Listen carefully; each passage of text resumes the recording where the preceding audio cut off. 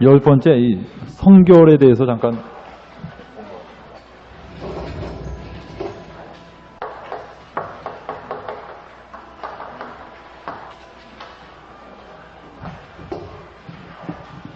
제 기억이 틀리지 않다면 과거에 제가 이런 것을 기억합니다. 우리나라의 등반대원이 에베레스트산 꼭대기에 올라갔습니다. 이 놀라운 등정을 중계를 해줬는데 그 사람이 그 꼭대기에 올라가서 첫 번째 한 말이 뭐냐 하면 더 이상 오를 곳이 없다 이거였습니다. 더 이상 오를 곳이 없다. 참 얼마나 멋있는 말입니까? 이제 꼭대기에 다 왔다 이겁니다. 많은 사람이 율법과 은혜를 배우면서 정말 우리는 믿음으로 의롭다함을 얻었고 의인이 되었고 하늘의 소망을 갖게 되었고 하나님과 화평하게 되었고 은혜를 누리게 되었다. 그래서 자신을 어떻게 생각하냐면 이젠 더 이상 오를 곳이 없다. 이렇게 생각을 합니다. 그래서 이제 내려가는 일만 남았구나. 거기서 내려가면 어떻게 됩니까? 아주 큰일 나죠. 많은 사람이 그렇게 생각을 해요. 근데 그게 아닙니다. 성경은 구원이 끝이냐? 성경은 그렇게 말하고 있지 않죠. 구원이 바로 시작입니다. 시작. 정말 우리는 예수 그리스도로 말미암아 하나님과 화평하고 이제 은혜 가운데 있게 되는데 그것은 시작이에요. 이젠 그분과 나 사이의 관계의 시작입니다. 그러면 여러분들 결혼하고 나면 다 끝납니까? 같이 살아야죠. 그 다음엔 그 같이 사는 게 어떻게 보면 더 힘들 것지 모릅니다. 우리 하나님과 나 사이의 관계 속에서 우리가 계속 발전되어져야 할 것이 있습니다. 그것이 바로 뭐냐? 성결입니다. 그래서 우리 로마서를 공부하다 보면 사도 바울이 아주 정확하게 도입하고 있습니다. 전 바울이 얼마나 논리학을 특별히 공부하지는 않았겠지만 그 바울이 그거 쓴 게 얼마나 영감에 넘치나 정말 필요한 부분마다 탁탁탁탁 나옵니다. 처음에 사람들이 죄인이기 때문에 정말 구속이 필요하고 이 구속을 위해서 예수 그리스도가 오셨고 예수 그리스도로 말미암아 우리는 하나님과 화평하게 되었고 이제 화평하게 된 우리가 어떻게 할 것이냐. 그것이 로마서 6장에서 이 부분을 다루고 있습니다. 로마서 6장을 잠깐 찾아볼까요? 로마서 6장.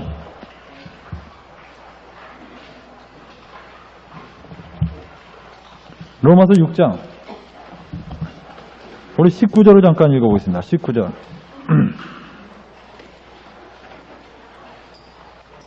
우리 17절서부터 잠깐 17절, 18절, 19절 이렇게 읽어보겠습니다. 하나님께 감사하리로다. 너희가 본래 죄의 종이더니 너에게 전하여 준 바 교훈의 본을 마음으로 순종하여 죄에게서 해방되어 의에게 종이 되었느니라. 너희 육신이 연약함으로 내가 사람의 예대로 말하노니 전에 너희가 너희 지체를 부정과 불법에 들여 불법에 이른 것 같이 이제는 너희 지체를 의에게 종으로 들여 거룩함에 이르라. 사도 바울은 이렇게 말하고 있어요. 거룩함에 이르라. 그 다음에 우리 22절을 한번 볼까요? 22절.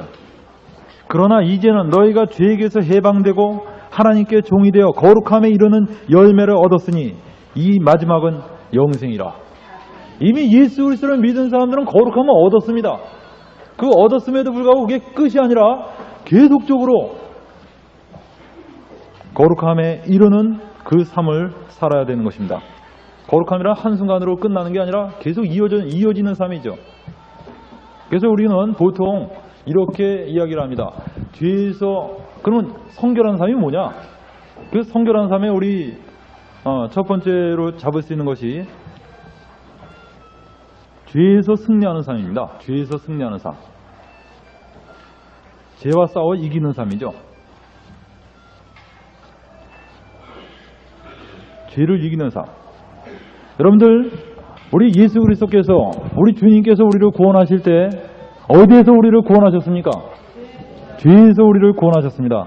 그럼 죄에서 구원하셨다라는 말을 했을 때 우린 두 가지 측면에서 우리가 살펴볼 수 있다고 했습니다. 그 어떤 측면에서 살펴볼 수 있습니까? 하나는 죄책이고 하나는 죄성이라고 했습니다. 하나는 죄책이고 하나는 죄성입니다. 죄책은 뭡니까? 내가 죄를 지은 것에 대한 책임입니다. 네. 사람이 죄를 지으면 그 죄에 대해서 책임을 져야 됩니다. 그렇죠? 근데 이 죄책 문제는 우리가 그동안의 율법과 은혜를 계속하면서 이 부분을 많이 다뤘습니다. 그리스도께서 우리의 죄책을 모두 가지시고 돌아가셨습니다. 그래서 우리는 그런 믿음으로 이 죄책에서 해방되고 이제는 우리 마음의 화평을 얻게 되었어요. 근데 또 하나가 있습니다. 정말 주님이 나의 모든 죄를 용서하셨다. 그리고 참 기쁨으로 막 신나게 살려고 하다 보니까 그게 며칠은 갑니다. 며칠을 가는데 조금 살다 보니까 문제가 또 있어요. 보니까 자기가 계속 죄를 짓는 겁니다. 주님이 다 용서하셨다 그러지만 뭔가 기쁨이 없어요. 왜 그렇습니까? 그것은 우리 안에 죄성을 발견하기 때문에 그렇습니다. 죄성. 이 죄성은 뭡니까? 이 죄성은 우리 사람들로 하여금 뭔가 죄를 짓게 만드는 어떤 속성입니다. 이런 죄성이 있어요. 근데 예수님께서 우리를 구원하실 때 이 죄성에서도 우리를 구원하셨습니다. 죄성에서 어떻게 구원하셨느냐? 이 죄성에서 구원하셨다는 것은 예수님이 우리 인간의 마음속에 죄성을 전부 다 없앴다는 얘기는 아닙니다. 어느 인간도 죄성이 없어진 사람은 없어요. 여러분들 죄성이 없어진 사람이 있어요? 어떤 사람은 막 산에 가서 40일 동안 기도한 다음에 정말 나 이제 죄성이 다 없어졌다 라고 생각하지만 그렇지 않습니다. 그건 40일 동안 굶었기 때문에 배고픈 것밖에 생각이 안 나는 것뿐이지 죄성이 없어진 게 아닙니다. 그 사람 다시 배가 다시 불러오고 이 몸에 살이 붙으면 다시 죄성이 살아납니다. 우리 인간은 죄성이 이 몸을 갖고 있는 이상 죄성이 없어지지 않죠. 그러면 주님이 어떻게 우리를 죄성에서 구원하셨단 말이냐? 죄성에서 구원했다는 말이 뭐냐? 그래서 우리는 종종 이렇게 설명합니다. 아주 굉장히 일반적인 설명인데 예를 들면 내가 이 물체를 놓으면 어떻게 됩니까? 떨어집니다. 왜 떨어집니까? 예? 만유인력의 법칙이죠. 만유인력의 법칙입니다. 이게. 누가 만들었어요 이거? 예, 하나님이 만들었습니다. 뉴턴이 만들었다고 우기는 사람들이 있어요. 뉴턴 이전에는 그럼 사람이 날아다녔나 보죠? 근데 하나님이 이것을 만드셨습니다. 그래서 여러분들 누구나 3층에서 뛰어내리면 내려가지 올라가는 사람 없어요. 다 내려갑니다. 근데 이상하게 새는 떨어지지 않고 날아간다 이겁니다. 왜 날아갈까요? 새는 날개가 있기 때문에. 그럼 닭은 왜 못 나릅니까? 예. 여러분들 새는 그 만유력을 극복할 날개에 힘이 있기 때문에 그렇습니다. 그 힘이 있기 때문에 그는 만유력에 별로 관여하지 않고 마음대로 날아다닙니다. 마찬가지로 우리 예수 그리스도를 믿는 사람들을 하나님께서 죄성에서 어떻게 구원하셨느냐? 하나님께서 우리에게 성령을 주심으로써 이 죄성을 극복할 수 있는 그 능력을 우리에게 주셨어요. 그래서 여러분들 성경을 자세히 연구해 보면 우리는 이렇게 할 수 있습니다. 죄의 시침을 받는다. 죄의 시침을 받는다는 것은 주로 어떤 의미냐? 죄의 시침을 받는다는 것은 주로 예수 그리스도의 보혈의 영역입니다. 그러나 우리를 새롭게 하신다는 것은 무엇의 영역이냐? 성령님의 영역이라는 것을 우리는 발견할 수 있어요. 그래서 여러분들 디도서 3장 5절에 보면 우리를 구원하시되 우리의 행한 바 의로운 행위로 말미암지 아니하고 중생의 시침과 그 다음 뭡니까? 성령의 새롭게 하심으로 하셨다는 말씀이 있습니다. 그래서 이 성령님께서 우리를 새롭게 하시는 분이십니다. 근데 그래서 우리 로마서 6장을 잠깐 볼까요? 로마서 6장에 보면 로마서 6장을 우리 한번 찾아봅시다. 로마서 6장 6절.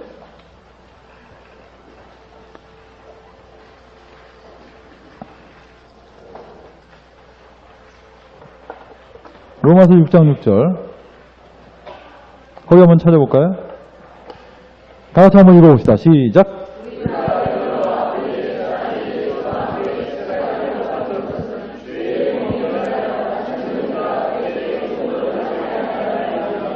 예, 우리 옛사람이 예수와 함께 십자가에 못 박힌 것은 죄의 몸이 멸하여 다시는 우리가 죄에게 종노를 하지 아니하려 함이라고 얘기하고 있습니다. 이 로마서 6장은 참 어렵습니다. 제가 로마서를 옛날에 공부하면서 가장 어렵게 느낀 장이 이 로마서 6장이었습니다.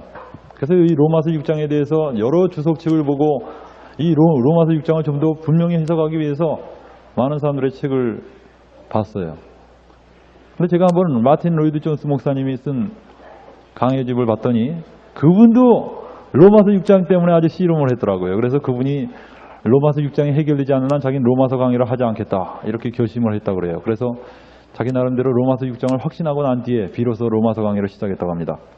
이 로마서 6장이 왜 사람들에게 어렵고 골치 아프냐면 성결 문제에 걸려있기 때문에 그렇습니다. 옛사람이 죽었다. 이것을 여기에 대해서 아주 상당히 의견이 분분한데 이 부분에 대해서 제가 그걸 다 소개할 수는 없고 저는 간단히 이렇게 말하고 싶어요. 여기서 옛사람이 뭐냐? 옛사람은 바로 죄성에 의해서 움직이는 사람이고 새 사람은 뭐냐? 성령에 의해서 움직이는 사람이죠. 그렇다면 우리가 죄성에 의해서 움직인 시절이 언제입니까? 바로 거듭나기 전 사람입니다. 그래서 저는 여기서 옛사람을 거듭나기 전에 나라고 봅니다.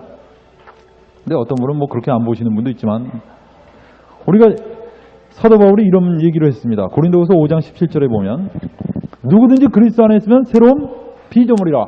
이전 것은 지나갔으니 보라 새 것이 되었도다 그랬어요. 그 이전 것이 바로 옛사람이라고 전 봅니다. 근데 거기에 대해서 의견이 분분해도 별 문제가 안 될 것 같아요. 중요한 건 뭐냐 하면 문제는 예수 그리스도를 믿은 사람은 더 이상 성결해질 필요가 없는 산꼭대기에 있는 거냐? 그게 아니라는 겁니다. 그런 출발점에 있다는 사실입니다. 근데 이게 산꼭대기에 있다고 주장하는 팀이 있었어요. 제가 알기로는 그 구원파라는 왕년의 오대양 사건과 연결되어 있는 그 파가 있었습니다. 제가 알기로는 그 구원파가 그런 식의 성화가 필요 없는 그리스도인은 단번에 그리스도께서 거룩해 하셨다. 물론 히브리서에 그렇습니다. 단번에 그리스도께서 우리의 죄를 도말하시고 거룩해 하신 말씀이 있습니다. 그러나 그 말씀의 의미를 그들은 그대로 적용시켜갖고 그리스도인은 더 이상 거룩해질 필요가 없다. 성결이 필요 없다. 이런 식으로 제가 주장한 걸로 알고 있습니다. 그런데 그들이 수년에 걸쳐서 많은 문제를 거친 후에 얼마 전에 신문에 전면 광고를 실으면서 그 구원파에 대해서 그 어떤 해명을 하면서 그들이 이런 걸 실은 걸 봤어요. 우리도 성화를 인정한다. 그런 걸 쓰는 걸 봤습니다. 제가 볼 때는 기울이가 바뀌었구나 이렇게 느껴지는데 그들은 애초부터 그랬다고 주장했을지도 모르겠어요. 아무튼 문제는 그들도 이제 인정을 하게 됐습니다. 성화의 필요성. 어느 누구도 그런 더 이상 거룩해질 필요가 없을 정도로 죄성을 완전히 벗어난 사람이 없어요. 우리 그리스도인들은 단 한 번으로 영원히 죄 유혹이 없는 세계로 옮겨진 게 아닙니다. 우리는 어떻게 보면 싸움터로 옮겨졌어요. 싸움터로. 격전장으로 옮겨졌습니다. 그래서 우리 예수 믿기 전에는 예수님 믿으면 평안이 넘쳐요. 안식이 넘쳐요. 예수를 믿으십시오. 그래서 그 말에 넘어가서 예수 믿었다가 평안이 넘치긴 오히려 근심과 걱정이 더 생긴 겁니다. 옛날엔 죄져도 흐뭇하게 잘 살았는데 이제는 조그만 죄를 져도 고민하고 괴로워하고 몸부림치고 오호라 나는 공고한 사람이로다. 누가 날 여기까지 유혹하고 꼬셨냐. 정말 그리스도인들이 격전장으로 옮겨졌어요. 싸움터로 옮겨졌습니다. 그래서 우리 그리스도인들은 끊임없이 죄와 싸워야 돼요. 싫든 좋든 싸워야 됩니다. 여기 죄와 안 싸우는 사람 있어요? 안 싸우는 방법은 둘 중에 하나입니다. 죄와 타협하던가 아니면 죽던가. 죽으면 싸울 필요가 없어요. 그 다음에. 그래서 여러분들 우리는 정말 이 죄와의 싸움에서 승리하는 삶을 배워야 됩니다. 그래서 저는 이 승리하는 삶에 대해서 몇 가지 프린서플이라고 그럴까요? 몇 가지 원칙들을 한번 여러분과 같이 나누기를 원합니다. 물론 이건 신학적인 건 아닙니다. 애초에 제 강의가 신학적인 강의라고 보기가 좀 어려워요. 그리고 그런 강의를 하고 싶은 마음도 없습니다. 신학적인 강의에서 학문적으로 잘나서 뭐합니까? 중요한 건 그리스도와 우리와의 관계인데 첫 번째는 저는 죄의 유혹을 이기는 생활을 위한 조언이라고 제목을 한번 붙여볼까요? 우리 첫 번째로 죄의 유혹을 이기기 위해서 우린 첫 번째로 이것을 알 필요가 있습니다. 우리가 성령으로 말미암아 변화된 신부님을 알아라. 성령으로 말미암아 변화된 신부님을 알아라. 내 자신의 신분을 먼저 알아야 된다는 겁니다. 로마서 6장 6절에 보면 우리가 알거냐 우리 옛사람이 예수와 함께 십자가에 못 박혔다. 이젠 죄의 몸이 멸하여 우리는 다시는 죄에게 종노하지 않게 하려 함이라고 얘기하고 있고, 또한 이전 것은 지나갔으니 보라 새 것이 되었다고 얘기하고 있고, 성경은 빛의 자녀답게 살라고 성경은 고안하고 있습니다. 그래서 우리 자신이 변화된 신부님을 알 필요가 있어요. 이게 대단히 중요합니다. 자기가 어떤 신분이라는 거 안다는 거 대단히 중요해요. 진짜 여러분이 하나님의 자녀가 됐다고 확신하십니까? 네. 확신하신 분 한번 손 들어보세요. 나는 하나님의 자녀입니다. 내리세요. 그렇다면 열등감 없어야 돼요. 여러분들 하나님의 자녀라고 확신한다면 열등감, 비교의식, 피의식이 다 우스운 얘기입니다. 하나님의 자녀인데 뭐. 하나님의 자녀가 되는 권세를 하나님이 주셨다고 그랬어요. 어떤 사람이 쓴 글을 보니까 멕시코 시티에 그 넓은 길에 이쪽에 수백 대의 차가 옵니다. 근데 국민학교 3학년 학생이 손을 탁 뜨니까 수백 대의 차가 오다가 다 멈추더래요. 그러더니 이 학생이 손가락을 한번 까딱 하니까 수백 대의 차가 또 쫙 갑니다. 야, 저 조그만 꼬마가 도대체 무슨 힘이 있길래 얘 손 까딱까딱 하는 것만 보고 있어요. 운전사들이 다 그것만 보고 있다가 까딱하면 가고 이렇게 하면 멈추고. 알고 보니까 그 아이가 보이스카웃인데 경찰이 1시간 동안 걔에게 경찰의 권세를 줬다고 그랬어요. 그 뒤에 경찰이 인상을 쓰고 눈을 부라리고 있습니다. 얘가 까딱하는데 안 갔다 그러면 경찰이 가서 빨간 딱지 다 띄는 겁니다. 그러니까 운전사들이 전부 걔만 보고 있어요. 무슨 권세예요? 경찰의 권세입니다. 영접하는 자, 곧 그 이름을 믿는 자들에게는 하나님의 자녀가 되는 권세를 주셨다고 그랬어요. 우리 하나님의 자녀입니다. 그럼 하나님의 자녀면 어떻게 했어요? 자녀답게 살아야죠. 내 자신의 신분을 알 필요가 있습니다. 야, 내가 하나님의 자녀구나. 이 신분에 대한 자각이 필요합니다. 야, 내가 하나님의 자녀구나. 우린 변화됐어요. 그래서 여러분들 이 변화를 보통 성경에는 죽음이라고 많이 얘기하죠. 우린 과거에 허물과 죄로 죽었던 우리들이었습니다. 근데 우리는 다시 그리스도로 말미암아 살았어요. 우리 옛사람 죽었습니다. 이제 우린 더 이상 옛사람이 아니라 새 사람입니다. 옛날에 제가 종종 드는 비유 중에 하나가 참 이해하기가 쉬워서 그런데, 김익두라는 사람이 있었습니다. 이 김익두라는 사람이 일제시대 때 아주 깡패였습니다. 그가 과거에 몇 번 떨어지고 난 다음에 인생의 삶맛을 잃고서 그는 깡패 노릇을 했어요. 그래서 맨날 술이나 퍼먹고 시장에서 사람들 붙잡아서 싸움질이나 했습니다. 그래서 그 아줌마들이 선앙당에다 돌을 던지면서 하는 말이 신령님 오늘 김익두 좀 안 만나게 해주세요. 이렇게 말하면서 돌을 던졌다 그래요. 이 김익두가 얼마나 장난이 심했는지 돌다리에 어떤 때는 딱 대자로 누워서 잡니다. 그 돌다리 옛날에 난간도 없지 않습니까? 그런데도 대자로 누워서 자니까 아줌마들이 못 건너가는 거예요. 근데 자세히 보니까 자는 것 같아. 그래서 몰래 그 옆으로 살살 지나가다가 꼭 지나가려고 하면 벌떡 갑자기 일어나요. 그래서 놀래갖고 그 아줌마들이 밑으로 낙하합니다. 그저 그렇게 즐기고 살았어요. 그러다 이 김익두가 어느 날 시장을 가다가 어느 외국 선교사가 예수 믿으십시오 하면서 전도지 논하는 걸 보고 이 사람이 이게 뭐야 하면서 탁 봤더니 받자마자 그걸로 코를 풀었어요. 그때 이 외국 선교사가 그걸로 코 풀면 코가 썩습니다. 그러니까 이 사람이 웃기고 있네 하면서 집에 왔는데 그 다음부터 코가 간질간질하는 겁니다. 그래서 이 사람이 참 생각해 보니까 야, 내가 정말 가뜩이나 지금 사람들한테 망나니로 알려져 있고 못된 놈으로 알려져 있는데 여기서 코까지 썩으면 난 진짜 폐인이 되는구나. 그렇게 생각해서 이 사람이 코는 썩으면 안 되겠다. 그래서 그 코 안 썩기 위해서 교회를 처음 나갔습니다. 근데 그걸 계기로 이 사람이 정말 예수 그리스도를 믿어서 나중엔 우리나라의 유명한 그 김익두 목사가 됐습니다. 근데 이 김익두 목사가 한 번은 예수 그리스도를 믿고 난 다음에 그런 얘기가 있습니다. 동네 사람들에게 부고장을 다 보냈어요. 김익두 사망 이걸 다 보냈습니다. 그러니까 동네 사람들이 야, 익두가 죽었대. 그렇게 까불더니 죽었구만.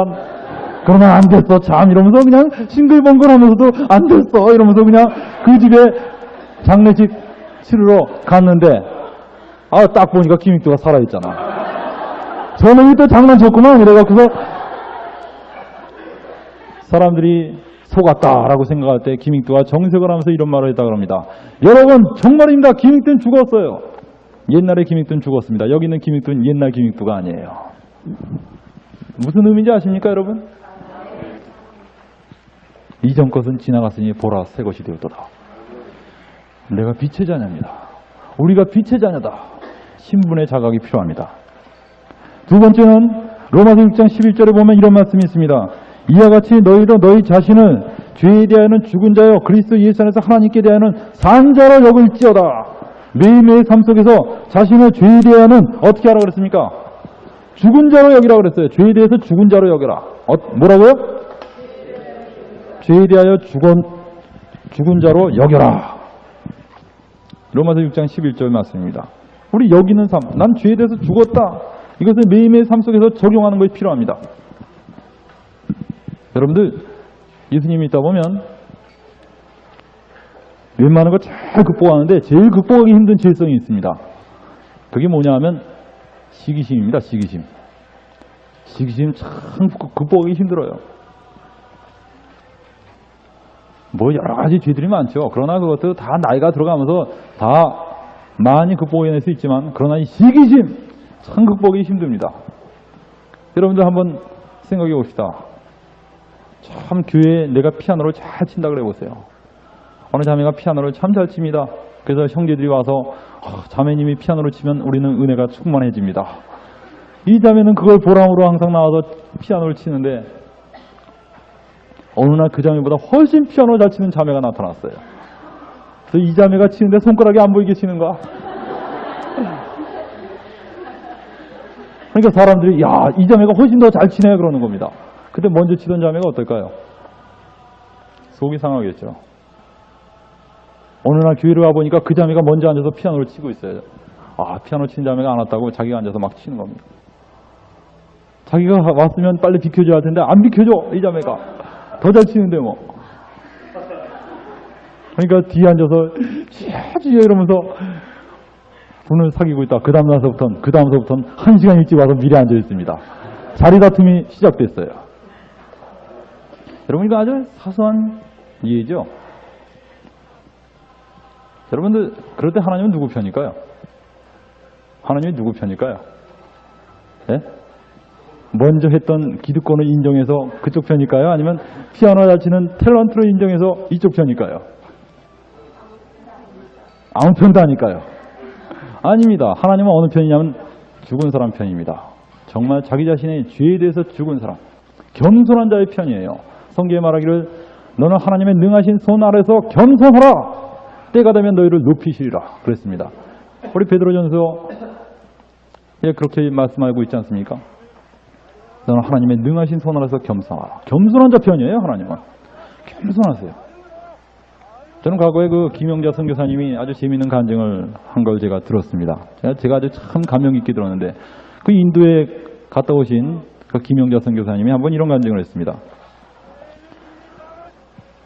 자기가 그 예수전도단에서 있을 때 거기에 그 로스 목사님이 집회를 나가면 팀이 이루어져서 쫓아간다 그래요. 쫓아가서 기도회 할 때 같이 그들과 함께 기도해 준다 그럽니다. 그걸 기도해 줄 때 아주 참 놀라운 하나님의 역사들이 많이 나타난다 그래요. 근데 어느 날 집회 간다 그래서 이 팀이 쫓아가기로 했습니다. 근데 10몇 명이 쫓아가기로 했는데 갑자기 평소에 안 가던 자매가 자기도 가겠다고 쫓아 나오는 거예요. 그 자매는 성경 공부할 때 항상 얌전하고 별로 드러나지 않는 자매였습니다. 그래서 다른 자매들이 의외란 뜻으로 저 자매가 어떻게 웬일일까 하면서 의외란 뜻으로 겉으로는 그래요? 그럼 같이 갑시다 웃으면서 얘기했지만 속으로는 제가 못 돌아와? 그런 마음을 품었다는 거예요. 그러고선 봉고를 탔는데 그 자매 하나가 타는 바람에 한 자리가 부족하더래. 그렇지만 웃으면서 우리 다 조금 좁혀서 불편하더라도 갑시다 이러면서도 속으로는 저게 안 타면 딱 알만한데 괜히 쫓아 이렇게 생각을 했어요. 그러고선 집회를 갔습니다. 집회를 가서 집회가 다 끝난 다음에 기도회가 시작됐어요. 막 붙잡고 기도하는데 아이 김영자 선교사 그쪽 줄에는 아무리 기도를 해도 사람들이 전부 다 맹숭맹숭한 거야. 근데 그 쫓아오지 말았어야 될 자매 쪽에서 난리가 난 겁니다. 막 사람들이 그냥 회기가 터지고 그냥 이 선교사가 아주 기분이 팍 잡혔어요. 얼마나 기분이 나쁜지. 그날 집에 와서 하나님께 하나님 저는 하나님이 영광받기를 원하십니다. 근데 왜 이렇게 저를 통해서 역사가 일어나지 않았습니까? 뭐 원망적으로 한참 기도하는데 하나님께서 그런 말씀을 주시더래요. 너 정말 내가 영광받기를 원하느냐? 그래서 김영자 선교사가 되기 전이죠. 그럼요, 전 주님이 영광받기를 원합니다. 정말 원하느냐? 그럼요. 그렇다면 내가 너를 통해서 영광받으나 저 사람을 통해서 영광받으나 또 항상 기뻐해야 될 거 아니냐? 왜 꼭 널 통해서만 영광받아야 되냐? 사람들 이상합니다. 꼭 자기를 통해서만 영광받기를 원해요. 이게 정말 주님이 영광받기를 원하는 건지 자기가 영광받기를 원하는 건지 이게 문제입니다. 이게 속에 아주 깊이 박혀 있어요. 시기심, 질투, 교만. 여러분들 어떻게 해야 될까요? 그런 게 생길 때 시기심이 생기려고 할 때 그래야죠. 야 시기심아 난 죽었다. 죽으면 어떻게 돼요? 반응이 없습니다. 그래 난 죽었다. 한번 죽어보세요. 어떤 일이 생기나. 성경에 말하기는 만일 우리가 그리스도와 함께 죽으면 그와 함께 살 줄을 믿노니. 여러분이 참으로 죽기 시작할 때 그리스도의 생명이 여러분의 삶 속에서 넘치게 되는 걸 체험할 수 있을 거예요. 자리를 양보하세요. 그러면 주님 감사합니다. 이렇게 좋은 자리를 주심을 이렇게 좋은 형제를 보내주심을 감사합니다. 나는 딴 봉사할 영역을 찾아야겠구나. 바꿔보세요. 괜히 그렇게 자기보다 피아노 잘 치는 사람이 나타나니까 피아노만 잘 치면 뭐해요? 영감이 있어야지. 이러면서 그냥 돌아다니면서 비난할 게 아니라 겸손하게 치십시오. 그럼 하나님이 누구 편인지 아세요? 항상 여러분들 수백 명을 자기 편 만들어 봐서 무슨 소용이 있습니까? 돌아다니면서 수백 명을 자기 편 만듭니다. 어떻게 생각하니? 내 편. 어떻게 생각하니? 내 편. 근데 하나님이 난 네 편이 아니야. 그러면 이거 말짱 도루묵입니다. 이게. 하나님이 자기 편이 돼야 돼요. 하나님은 겸손한 자 편입니다. 여러분 F.B. 마이어 목사가 참 설교 잘하신 분입니다. 이 마이어 목사가 참 설교를 잘하신 분인데 이 사람이 영국에서 설교할 때 많은 사람들이 그분의 설교를 감동 있게 들었습니다. 그런데 어느 날 그 교회로부터 불과 얼마 떨어지 않은 한 곳에 교회가 하나 섰는데 그 교회 목사님 이름이 찰스 스펄전이라는 목사님이었습니다. 이 찰스 스펄전 목사님은 F.B. 마이어 목사보다 설교를 훨씬 잘해요. 이분의 설교를 듣기 위해서 지방에서도 막 올라옵니다. 1박 2일 코스로 올라와요. 그러니 이 마이어 목사가 마음이 어떻겠어요? 그때쯤 되면 많은 목사님들이 이러기 쉽죠. 여러분 주의하십시오. 저쪽 교회 보아하니까 교리가 문제가 있는 것 같습니다. 자기 교회 교인도 떨어져 나가지 않기 위해서 상당히 문단속하기 시작할 겁니다. 그 교회 한 번이라도 갔다 온 집사는 자르는 거예요 그냥. 근데 이 F.B. 마이어 목사가 순간적으로 그런 생각이 들으려는 찰나에 아니야. 이 약한 마귀야. 예수 이름으로 물러가라. 그러니 겸손해지기로 했어요. 그래서 심지어는 그 목사님을 자기 교회에 초빙합니다. 설교도 하게 해요. 아주 사이좋게 지냅니다. 그러면서 F.B. 마이어 목사가 주님 감사합니다. 주님을 찬양합니다. 왜냐하면 저 교회 때문에 우리 교회도 부흥하게 해주심을 감사합니다. 그게 어찌된 일인지 스펄전 목사 그 설교를 듣기 위해서 수많은 사람이 올라왔는데 교회가 좁아서 도저히 들어갈 수가 없으니까 근처의 교회로 가자. 그래서 어디로 가냐? 이 사람 교회로 나왔어요. 여러분 그때 F.B. 마이어 목사가 막 시기심으로 싸웠다 그래 봅시다. 지금 F.B. 마이어 목사가 무슨 의미가 있겠어요? 근데 그분 겸손한 종이 돼서 그분이 쓴 책이 얼마나 많은 사람들에게 감명을 주고 있는지 모릅니다. 교인들은 여러분 설교를 듣지 않습니다. 교인들은 그 목사님의 삶을 봅니다. 그 삶에서 미치는 영향이 얼마나 큰지 몰라요. 여러분들 죽은 자로 여기십시오. 한번 죽어보세요. 어떤 일이 생기나. 주님이 말씀하시기를 만일 우리가 그리스도와 함께 죽으면 그와 함께 살 줄을 믿노라. 그 다음에 우리 세 번째로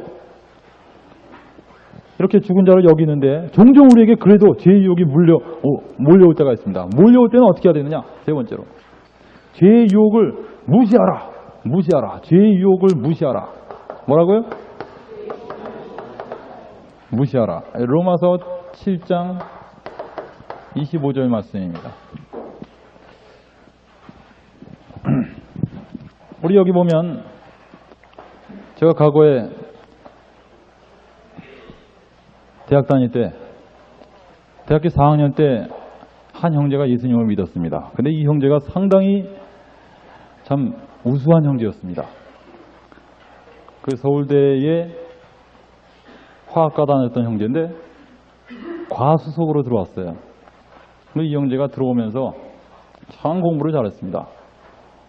계속 과에서도 계속 톱을 유지하고 있었는데, 근데 이 형제하고 같이 들어온 여러 형제 중에서 몇 명이 맨날 술 먹고 담배 피고 정말 그 대학의 낭만을 즐기면서 공부도 하고 스스로 과학도로 하는 것을 아주 긍지를 가지고 생활했는데, 자기 과에서 자기하고 맨날 같이 술 퍼먹던 친구가 어느 날 예수님을 믿는다 그러더니 술 담배를 딱 끊더니 다른 사람이 된 거예요. 그래서 이 친구는 저게 어떻게 지성이 저렇게 바보 같은데 속았을까 이렇게 비난하고 속으로 참 비웃으면서 살았습니다. 그러다가 대학교 4학년 때 그 하나 된 친구가 이 친구한테 찾아와서 너 한 번만 수련회 가자. 근데 이 친구가 센치고 딱 한 수련회를 간 것이 완전히 마수에 걸려들어. 수련회 한번 딱 온 것이 거기서 예수님을 믿게 됐어요. 정말 예수님을 딱 믿기 시작하니까 이분을 정말 믿고 나니까 그렇다면 이게 전부야. 참 전 그래서 항상 그런 얘기합니다. 머리가 나쁜 사람들은 예수님을 믿어도 희미하게 믿어요. 왜냐? 하나님이 있다 그래도 그냥 있구나 이렇게 믿어요. 근데 머리가 좋은 사람은 하나님이 있다 그러니까 하나님이 있어? 하나님이 정말 있다면 그렇다면 이건 전부입니다. 전부. 역사는 이분에 의해서 다시 평가돼야 되고 과학은 이분의 말씀에 의해서 다시 재평가돼야 됩니다. 모든 것은 하나님 중심으로 다시 재정립돼야 됩니다. 그래야 안 그래요? 그게 맞죠? 그러니까 이 형제가 생각하더니 하나님이 계시다 그러니까 그냥 맞다. 술, 담배 딱 끊더니 똑바로 살기 시작하는 겁니다. 이것은 뭐 IQ가 높아서가 아니라 사람이 똑똑하면 그래요. 이건 IQ 차이가 아닙니다. IQ가 80이라도 똑똑한 사람은 영적으로 똑똑한 사람들이 있어요. 그런 사람들은 딱 생각했을 때 이분이 정말 계시다면 이게 전부다. 이게 취미생활로 끝나는 문제입니까? 이게 종교가 무슨 취미생활입니까? 이것 때문에 나중에 목숨까지 잃어야 되는데 전부다. 그러더니 모든 것을 그냥 헌신적으로 따르더라고요. 그 친구는 아주 얼마나 성격도 진지하고 진실한지 몰라요. 저는 근데 좀 농담도 잘하고 이런 스타일인데 그 친구가 뭐 참 옆에 있으면 제가 참 농담도 잘 못해요. 제가 농담하면 다른 사람은 웃어도 그 친구는 잘 안 웃어요. 그래서 제가 아이고. 그런데 정말 예수님을 잘 믿었는데 이 친구가 어느 날 교회로 안 나와요. 그래서 제가 전화를 했어요. 야, 왜 안 나오냐? 물어보니까 나 예수 안 믿기로 했어 그래요. 야, 또 뭐 칼처럼 뭐 이렇게 바뀌는 게 많은 줄 몰라. 그게 무슨 소리냐? 내가 너무 충격을 받아서 그게 무슨 소리냐? 한번 말해봐라. 자꾸 말하라 그랬더니 이 친구가 나중엔 그 무거운 입을 뗍니다. 얘기를 하기 시작하는데 자기 마음속에 자기가 참 원하지 않는 생각이 계속 자기를 괴롭혔대요. 그게 무슨 생각인지 저한테 말하지 않았는데 아무튼 무슨 생각이 자기를 계속 괴롭혔다는 거야. 그것이 하나님을 모독하는 생각이던가 아니면 의심하는 생각이던가 아니면 여러 가지 죄악된 생각일 수 있어요. 그래서 이 친구가 하나님께 결사적으로 기도했습니다. 주님, 이 생각을 없애주십시오. 이 생각을 없애주세요. 근데 잘 안 없어지더래요. 그래서 하나님께 얼마나 무서운 기도를 했는지 몇 월 며칠까지 없애주십시오. 그때까지 안 없애주시면 전 예수를 안 믿겠어. 그렇게 말하고선 기도하기 시작했어요. 째깍째깍 그날이 다가오고 있습니다. 그날이 오면 그날이 왔어요. 주님, 저의 모든 생각을 없애주심을 믿습니다. 없애주셨음을 믿습니다. 그때 마음속에 마귀가 말합니다. 무슨 생각인데? 이 생각이 오는데 그냥 안 없어졌어 이 생각이. 이 친구가 예수 안 믿기로 결심하고 그냥 떠났어요. 참 믿어도 확실하게 믿더라고 그 형제는. 그래서 제가 그 형제한테 또 한참 얘기했습니다. 야, 너 그거 큰 실수했다. 네 마음속에 널 괴롭힌 그 생각은 네 생각이 아니다. 네 생각이 아닌데 왜 괴로워했니? 근데 옛날에 경험도 얘기했어요. 저도 옛날에 그런 경험이 있었습니다. 저도 옛날에 중학교 1학년 때 전 구원받은 후에 정말 처음엔 은혜스럽게 살았지만 제가 기도도 좀 뜸하게 하고 이러다 보니까 시험이 들기 시작했어요. 그래서 어느 날은 예배 보는데 십자가를 탁 보는데 정말 예수님이 날 위해서 죽으셨을까 이런 생각이 탁 들더라고. 그러니까 그냥 깜짝 놀랐어요. 아니 내가 이 믿음 좋은 사람으로 알려져 있는데 내가 이런 생각하더니 말도 안 돼. 그래서 그냥 탁 돌아보는데 십자가 볼 때마다 자꾸 그 생각이 나는 것 같아. 그래서 막 몸부림쳤어요. 어느 날은 찬송가를 부르는데 인내하신 구세주여 부르는데 마음속에 갑자기 뭐가 인내? 그런 생각이 딱 들어요. 아이고 이런 신선 모욕죄리지다 내가 이런. 내가 막 식은땀을 흘리면서 그 노래 불렀어요. 식은땀을 흘리면서. 그 생각 안 하려고. 근데 자꾸 생각이 나는데 어떡해. 그러니까 이 찬송을 못 부르겠어요. 기도도 안 되지. 찬송도 안 되지. 정말 몸부림치면서 살았습니다. 그래서 나는 결론은 어떻게 들었냐. 성령님이 날 떠났구나. 난 성령님이 떠났구나. 구원을 잃어버렸구나. 이렇게 생각했어요. 그래서 제가 나중에야 회복이 됐습니다. 나중에 성경을 읽어보니까 사도 바울도 똑같은 고민을 했더라고. 로마서 7장에 보면 뭐라고 나왔습니까? 나의 행하는 것을 내가 알지 못하노니 원하는 이것은 행치 아니하고 도리어 미워하는 그것을 함이라. 만일 내가 원치 않는 그것을 하면 이제는 이것을 행하는 자가 내가 아니요 내 속에 거하는 죄니라. 이렇게 그건 뭐라고 고백했어요? 그러므로 내가 한 법을 깨달았노니 곧 내 마음은 하나님의 법을 기뻐하지만 내 마음의 법에 한 다른 법이 있어 나를 사로잡아서 죄의 법 아래로 끌고 오는 것을 보는도다. 나는 그렇게 하기 싫은데 그냥 막 끌려가는 겁니다. 그때 사도 바울이 한 말이 뭐예요? 오호라 나는 공고한 사람이로다. 어떤 사람은 요것만 맨날 외우면서 죄질 때마다 오호라 난 공고한 사람이로다 이러는데 이게 그런 맥락이 아닙니다. 이게 정말 끊임없는 그 투쟁과 갈등 속에서 난 어쩔 수 없는 존재구나. 근데 이 바울이 마지막에 한 얘기가 뭐예요? 그런즉 7장 25절이 뭡니까? 그러므로 내 자신이 마음으로는 하나님의 법을 육신으로는 죄의 법을 섬기노라 그랬어요. 이게 무슨 의미입니까? 아 이젠 내 육신이 죄의 법을 섬기는 것을 이젠 인정한다는 거예요. 다시 말하면 내 속에 거하는 죄다. 내 속에 죄가 거하고 있다는 사실을 인정하기 시작한 겁니다. 아 그렇구나. 내 속에 죄가 거하고 있으니까 당연히 그런 죄의 여러 가지 생각들이 생각나는 거 어쩔 수가 없는 겁니다. 그러니까 이제 그걸로 괴로워하지 않겠다는 겁니다. 왜요? 그건 내가 아니니까. 내가 아니에요. 내가 아닌데 왜 괴롭습니까? 여러분들 만약에 여러분을 괴롭히는 어떤 생각이 생각나면 이렇게 말하십시오. 주님, 내 중심을 아시죠? 주님은 여러분 중심을 보시지 여러분 생각에 잡다하게 떠돌아다니는 생각을 관심 두지 않습니다. 여러분의 가장 깊은 중심이 우리 주님을 향하고 있으면 주님은 그것으로 됐다 됐어. 그겁니다. 무시하는 거 배울 줄 알아야 돼요. 무시하는 거. 무시하세요. 그 다음에 그런 생각이 나면 생각이 날려면 알아. 그건 내 생각이 아니다. 무시하세요. 한참 무시하다 보면 나중엔 언젠가 모르게 다 없어졌어요. 마귀가 재미가 없거든. 얘 뭐 생각을 넣어주면 몸부림치는 맛이 있어야 되는데 그냥 무시해버리니까 재미가 없는 거예요. 여러분들 마귀하고 싸울 때 중요한 점 중에 하나가 이 무시하는 겁니다. 무시하는 거 상당히 중요합니다. 여러분. 많은 사람이 무시하지 못함으로써 실패합니다. 산에 올라가서 동굴에 들어가서 기도합니다. 하나님 아버지. 그러니까요. 왕왕왕왕 울립니다. 굉장히 무서워요. 그래서 마귀가 날 무섭게 하는구나 해서 예수의 이름으로 마귀야 불러라 그랬어요. 그랬더니 왕왕왕 더 울려요.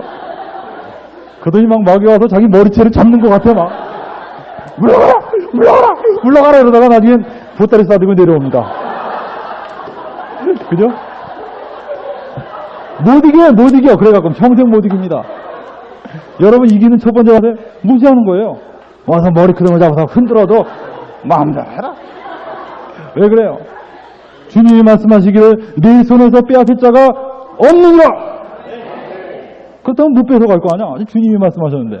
그럼 머리 흔들려면 흔들어라. 그냥 난 기도하겠다. 리듬에 맞춰서 기도하는 겁니다. 못 뺏어요. 여러분 그 확신만 있으면 무시할 수 있어요. 많은 그리스도인들이 정말 이 무시하는 법을 배우지 못하고 종종 엉뚱한 착각 속에 빠집니다. 언젠가 집회라고 내려오니까 어떤 형제가 그냥 자기한테 귀신이 붙었대요. 이거 좀 떼달라 이거예요. 떼달라. 주님 참 물론 귀신이 붙을 수 있어요. 크리스찬들이 어떻게 뭐 죄에 머물러 있던가 어떤 무슨 문제로 인하여 어떤 귀신이 붙을 수 있죠. 근데 여러분들 전 많은 아이들을 상담하면서 종종 자신이 귀신이 붙었다고 믿는 사람들은요 행동도 이상하게 하기 시작해요. 난 귀신이 붙었다.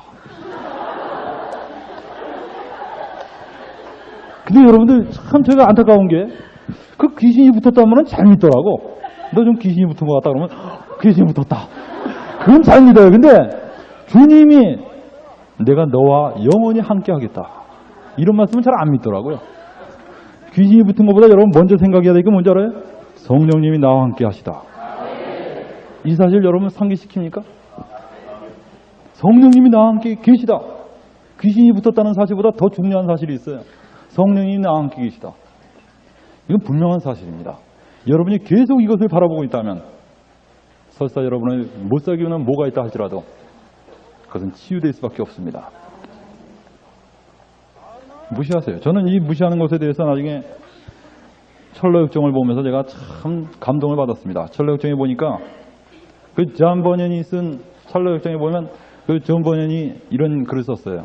이 기독도가 천국을 향해서 나가는데 앞에서 마귀가 덤빕니다. 그러니까 얼마나 잘 싸우는지 몰라요. 칼 가지고 방패를 가지고 피투성이가 되면서 싸웁니다. 십자가 군병들아. 그러면서 아주 잘 싸워요. 근데 이 사람이 언제 쓰러질 뻔했냐면 어둠의 골짜기에 들어갑니다. 그 어둠의 골짜기에 들어가니까 마귀들을 앞에서 공격하는 게 아니라 뒤에서 와서 속삭입니다.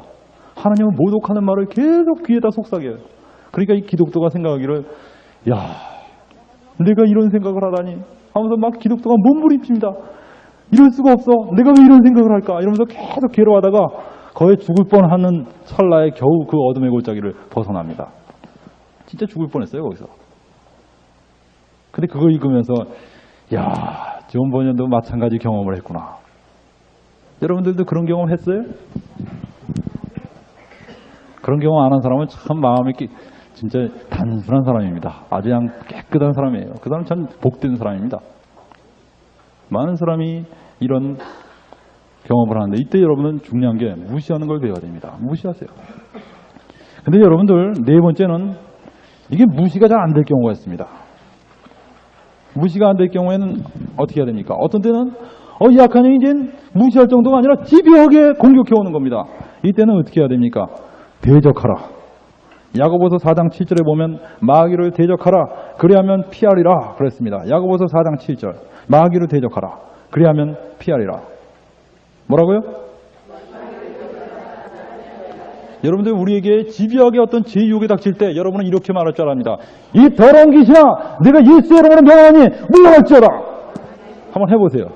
시작. 예수 여러분을 물러갈지어다. 그냥 이 더러운 귀신아 물러가다오. 이렇게 하면 안 됩니다.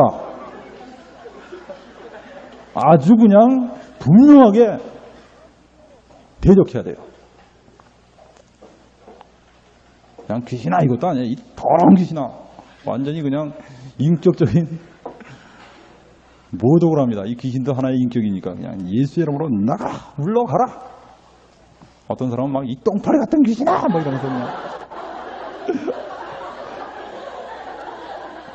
근데 전 예수 믿는 사람이 너무 그러는 것도 문제가 있어요. 입에 담지 못할 욕을 너무 하면 되겠습니까? 그냥 예수님 수준에서 예수님이 더러운 귀신아 그랬으니까 우리도 그 수준으로 이 대적하는 게 필요합니다. 대적하세요. 근데 여러분들 대적이 잘 안, 근데 그 대적하는 포인트를 놓칠 경우가 있어요. 대적하는 그 순간을 놓쳤습니다. 그래서 1차 방어벽이 무너졌어요. 그랬을 경우엔 정말 내가 억압되기 시작하는 걸 느낄 겁니다. 그때는 어떻게 해야 돼요? 그때는 믿음의 고백을 해야 됩니다. 믿음의 고백을 해라. 믿음의 고백. 이게 시간이 참 얼마 없는데 믿음의 고백을 하라. 로마서 1장 17절에 보면 오직 의인은 믿음으로 말미암아 살리라 그랬습니다. 어떤 분의 쓴 책을 읽어보니까 어느 형제가 계속 어떤 습관적인 죄 때문에 고민하면서 찾아왔을 때 이분은 이렇게 그 형제에게 권고를 합니다. 주님의 승리를 찬양하십시오. 주님은 승리하셨습니다. 한번 외쳐보라 그래요. 여러분들 그거 참 좋은 권고입니다. 우리가 눌리기 시작했을 때 우리는 더 이상 어떻게 보면 대적할 힘을 상실했다고 느꼈을 수 있습니다. 그때 여러분은 주님을 바라볼 필요가 있어요. 그러니까 이렇게 말해 보시죠. 주님은 승리하셨습니다. 주님은 승리자이십니다. 주님의 승리를 찬양합니다. 한번 주님의 승리를 찬양하고 주님을 바라보고 주님의 승리를 높여보십시오. 어떤 일이 생기나 분명히 여러분은 경험할 수 있을 거예요. 여러분을 억누르던 악한 영들이 한 길로 왔던 악한 영들이 일곱 갈래로 도망가는 걸 체험할 수 있을 겁니다. 한번 여러분 해보세요. 주님은 승리하셨습니다. 주님은 승리자이십니다. 주님의 승리를 찬양합니다. 할렐루야, 할렐루야, 박수입니다. 할렐루야, 주님을 찬양합니다. 할렐루야, 할렐루야, 할렐루야, 주님을 찬양합니다. 할렐루야.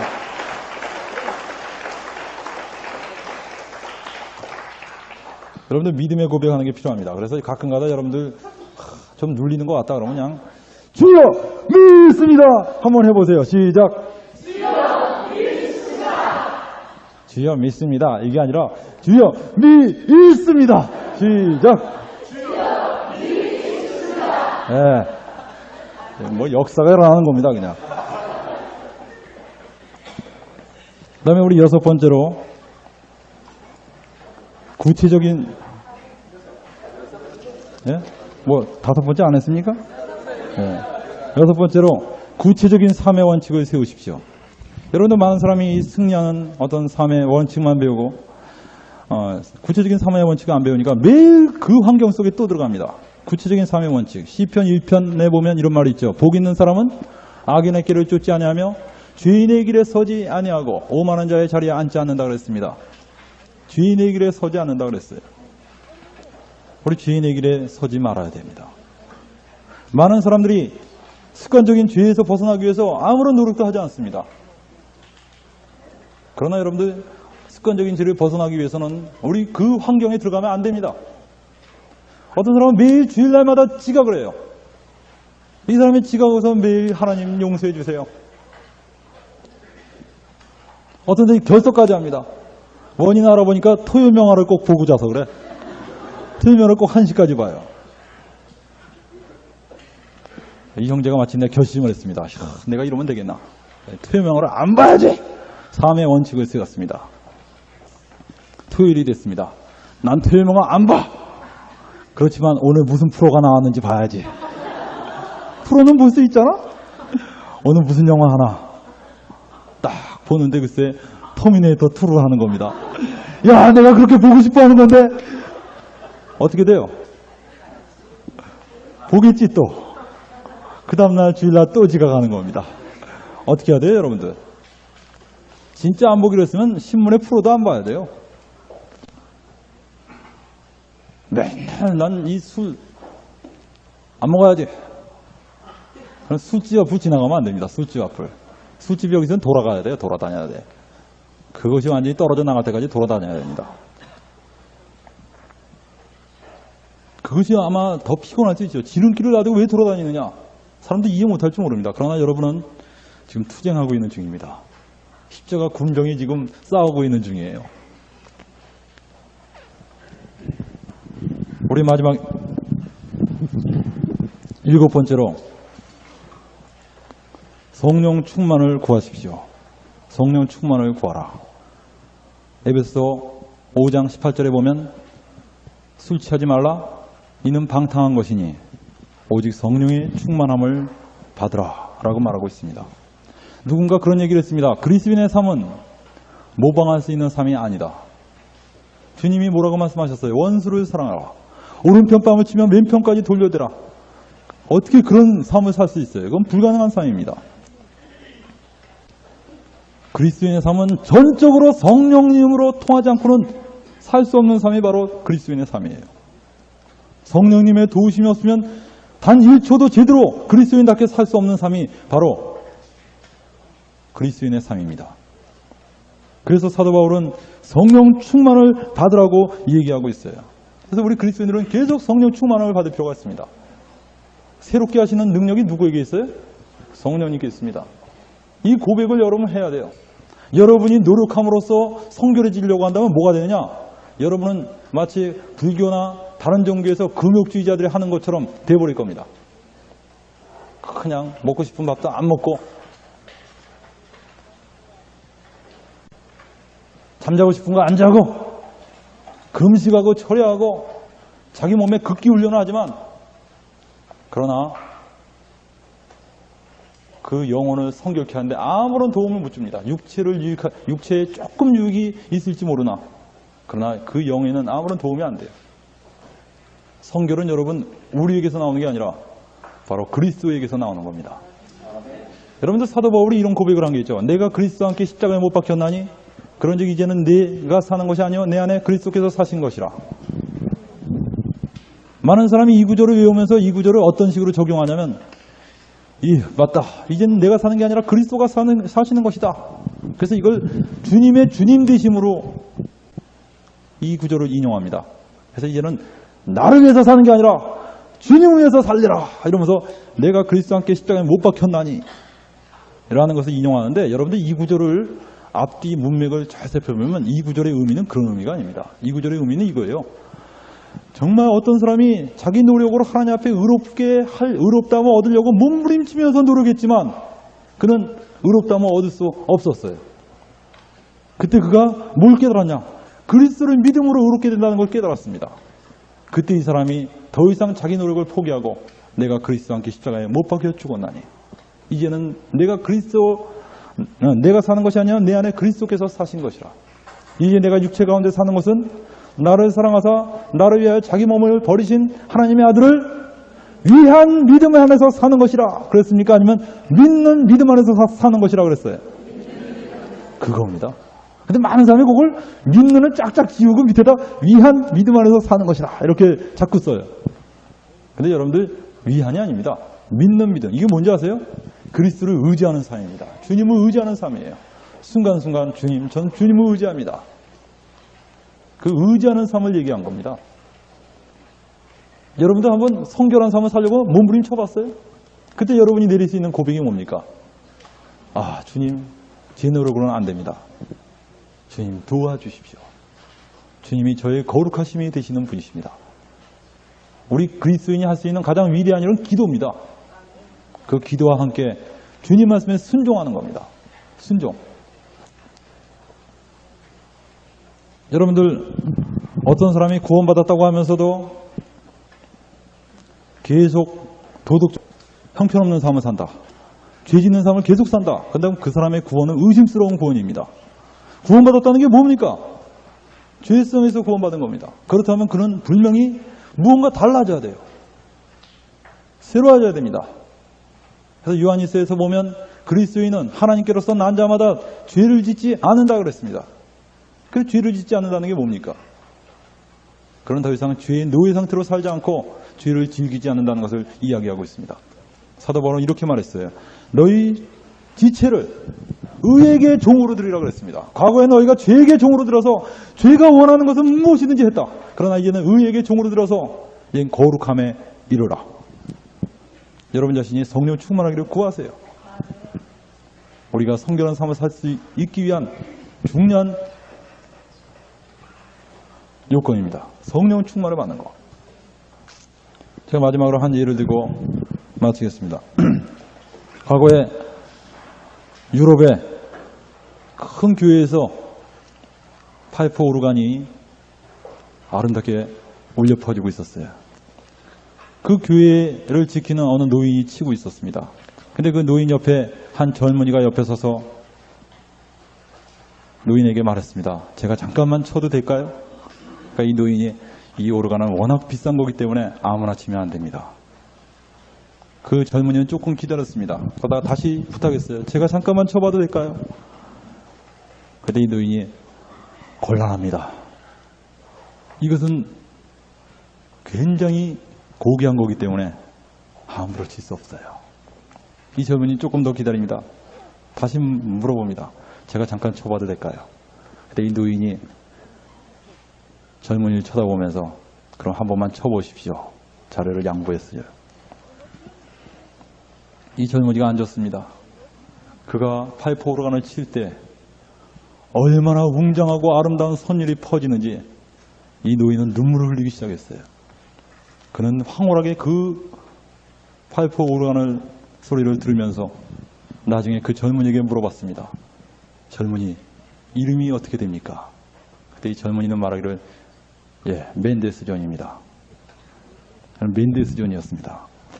여러분들, 종종 우리 성령님께서 우리에게 말씀하십니다. 야, 내가 네 인생을 컨트롤하면 안 되겠니? 그때 말합니다. 아니에요. 제 인생은 제가 컨트롤할 겁니다. 성령님께서 기다리십니다. 내가 다시 너를 인도하면 안 되겠니? 아니에요. 이건 제 인생은 제가 제 나름대로 살아야 됩니다. 그러다 보니까 엉망이 되고 무질서해지고 좌절하고 낙심합니다. 다시 성령님이 말씀하십니다. 내가 네 인생을 컨트롤하면 안 되겠니? 여러분이 겸손하게 그분 앞에 무릎 꿇고 맞습니다. 성령님, 저를 인도해 주십시오. 제가 성령님의 인도하심을 따르겠습니다. 그때 여러분은 성령의 충만함을 체험할 수 있을 겁니다. 우리 지금 이 시간에 우리 다 같이 기도하겠습니다.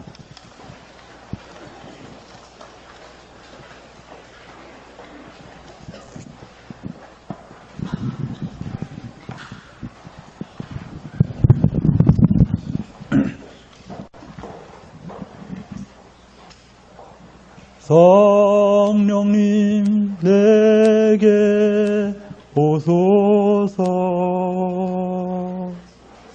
기도드립니다.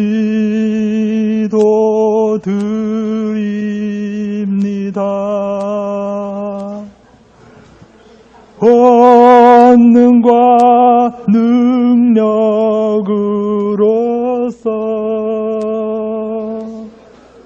나에게 채우소서.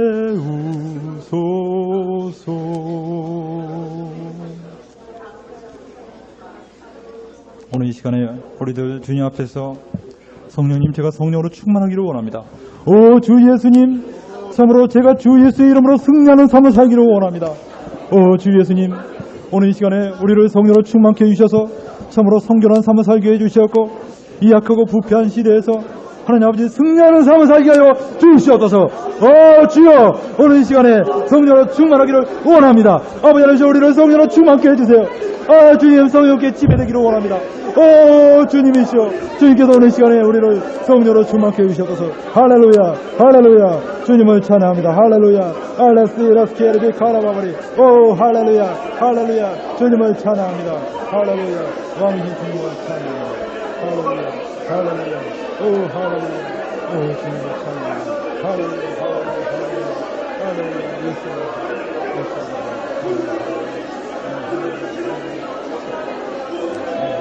할렐루야, 할렐루야, 주님을 찬양합니다.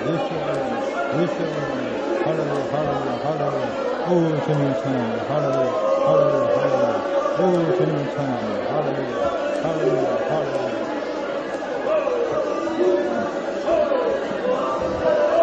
우리 기도하겠습니다.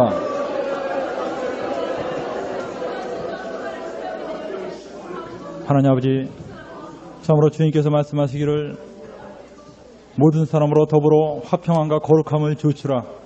이것이 없이는 아무도 주를 보지 못하리라고 말씀하셨습니다. 오 거룩하신 주님이시여, 참으로 주님께서 하나님의 뜻은 이것이니 곧 너희의 거룩함이라고 말씀하셨습니다.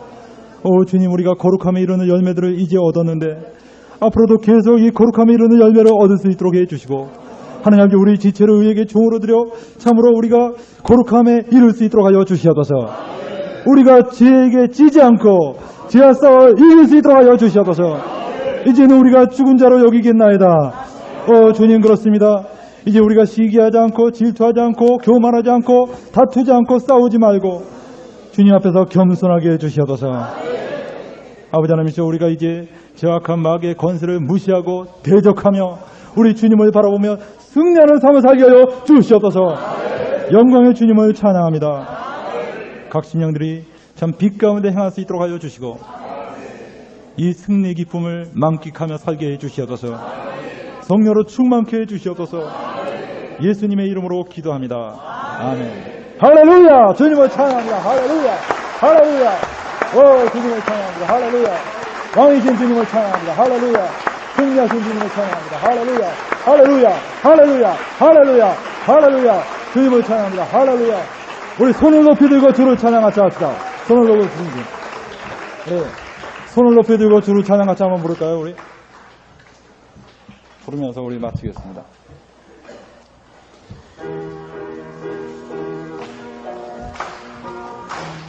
손을 높이 들고 할렐루야. 손을 높이 들고 주를 찬양. 높은 곳을 향해 주를 찬양. 모든 만물들을 주를 찬양하라. 왕의 왕 되신 예수, 아멘. 예수, 아멘. 생명의 습을 찬양해. 할렐루야, 주를 찬양. 할렐루야, 주를 찬양. 할렐루야, 주를 찬양. 생명의 습을 찬양해. 할렐루야, 주를 찬양. 할렐루야, 주를 찬양. 생명의 습을 찬양. 다시 일어나서 우리 전심으로 기뻐하래, 기뻐하래. 전능의 왕 함께 하시네, 하시네. 기뻐 외치며 제며 주여. 주께 두 손 들리 춤을 추며 함께 찬양해. 모두 원수로 멸하신 주의 전능의 왕 함께 하시네. 기뻐하며